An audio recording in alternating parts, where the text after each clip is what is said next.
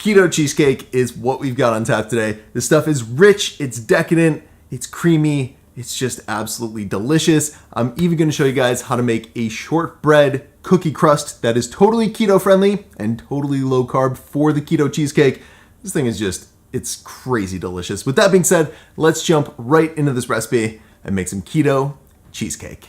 So the first thing we want to do is get some eggs out and bring them up to room temperature, as well as 3 blocks or 24 ounces of full fat cream cheese. At this point, we'll also want to preheat our oven to 300 degrees. And now we're all set to get out our food scale, a large bowl, and we're ready to start making the crust for our keto cheesecake. So the first thing we're going to add to that bowl is some blanched almond flour. As a lot of you guys know, I love to use this one by Kirkland's because it's cheap and it has the lowest amount of net carbs I've seen for almond flour. With that being said, we're going to add 1 1/4 cups or 140 grams of that stuff to our bowl. And then we're going to sweeten up the crust of our keto cheesecake without adding any carbs or calories by using some confectioner's swerve. And more specifically, we're adding a 1/4 cup or 40 grams of it for our crust today.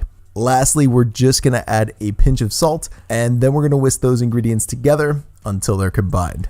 Once they're combined, we're going to start adding the wet ingredients, and the first ingredient we're adding is a 1/4 cup or 56 grams of melted butter. Next, we're going to crack and add 1 large egg to our bowl, as well as a teaspoon of vanilla extract.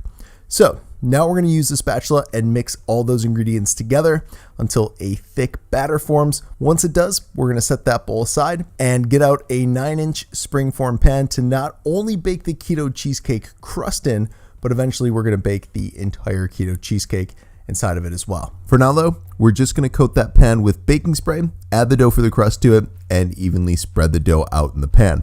So once that's looking good, we're going to bake the crust for around 15 minutes. And in the meantime of the crust baking, we're going to start making the filling for our low carb cheesecake. The base of our keto cheesecake, like most cheesecakes, is full fat cream cheese. And like you already saw, we took ours out earlier to bring it up to room temperature. So we're going to add those 3 8-ounce, 227 gram blocks of cream cheese to a very large bowl. Also at this point, we're going to add the sweetener for our keto cheesecake filling. Once again, we're using confectioner's swerve to sweeten things up, just like we did with the crust. And for today's recipe, we're going to add just less than a cup or 125 grams of it to our bowl. So now we're going to get out a hand mixer and beat the cream cheese and the swerve together until they're combined with one another. Once they're combined, we're going to add the juice from a 1/4 of a lemon, as well as a teaspoon of vanilla extract.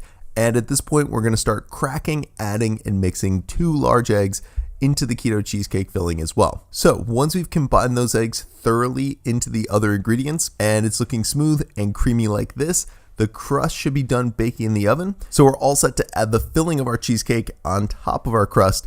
And I like to use an icing spatula to make sure the low carb cheesecake filling is evenly spread out in the pan like this. So when we've got that evenly spread out in the pan, we're going to turn up the temperature of our oven to 350 degrees, and then we're going to pop our keto cheesecake in there for around 35 minutes. We'll know the cheesecake is done when the outer ring of it is set, but the inside is still a little jiggly when we shake the pan. So at this point, we can remove it from the oven, and we're going to let the cheesecake cool down to room temperature. And then when it cools down, we're going to wrap the top of it in tinfoil and refrigerate it for at least 5 hours. So when we've waited patiently for our keto cheesecake to cool and those 5 hours have passed, we can take it out of the refrigerator, unlatch the pan, cut it into slices, and enjoy it. As always, for more information about today's low carb keto cheesecake recipe, check the video description below, and I hope you like it.